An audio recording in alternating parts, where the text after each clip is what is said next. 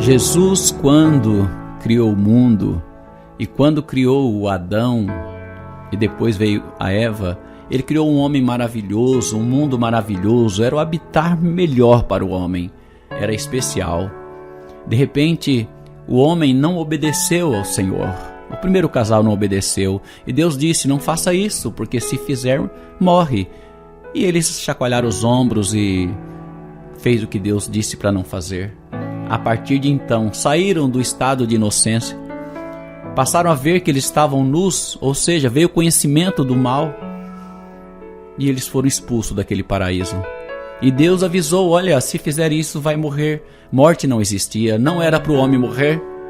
Expulso do paraíso, fora do paraíso, eles começaram a enfrentar a realidade de um mundo caído, de um ser que desobedeceu a Deus. Não foi Deus que fez isso, foi um inimigo, um anjo caído que fez isso. O homem foi para fora do jardim. Já houve a primeira morte, Caim, com inveja do seu irmão Abel, o matou.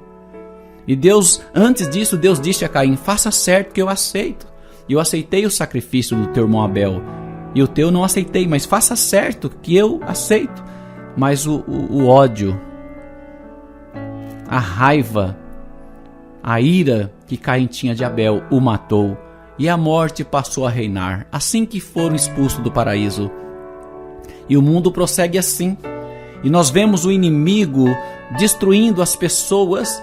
Em Gálatas 4:4, na plenitude dos dias, dos tempos, Jesus veio da semente da mulher, diz o apóstolo Paulo em Gálatas 4:4.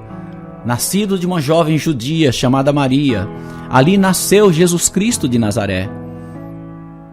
E Jesus Cristo, após o batismo, aos 30 anos de idade, Jesus Cristo foi levado pelo Espírito ao deserto a ser tentado pelo diabo. E ele venceu a tentação. O primeiro casal tinha de tudo no paraíso, Adão e a Eva tinham de tudo. E eles caíram no paraíso, e eles tinham de tudo. Mas Jesus Cristo, no deserto, com fome, com sede, 40 dias e 40 noites sem comer. E ele venceu o diabo. E a partir daí, depois de vencer o diabo, era necessário que um homem vencesse o diabo. Se o primeiro homem caiu lá no Éden, o segundo deveria vencer. Jesus venceu. Começou a sua trajetória.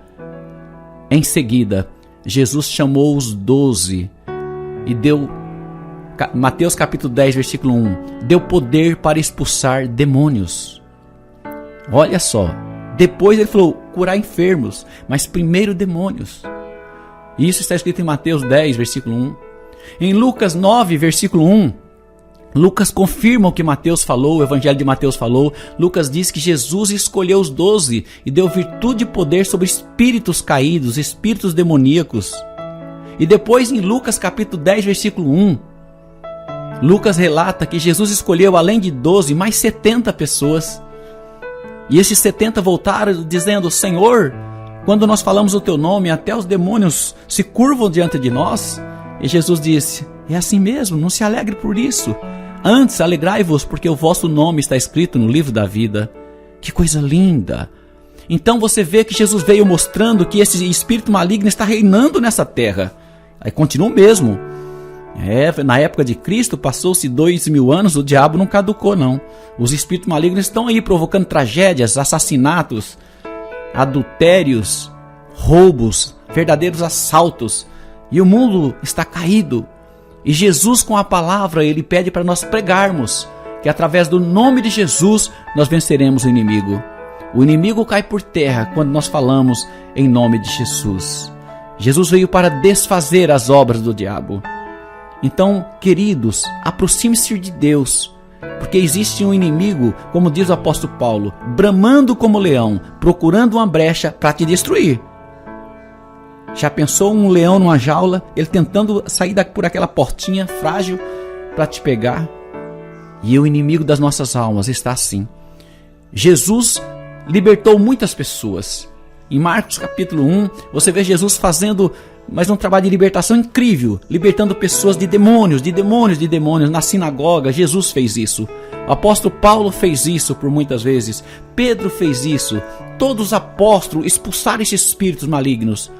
E parece que hoje em dia esses espíritos estão livres na cabeça das pessoas, pessoas horríveis. As penitenciárias estão cheias, não tem lugar para pôr mais pessoas, estão soltando os bandidos, pessoas que estão com ira, possessas.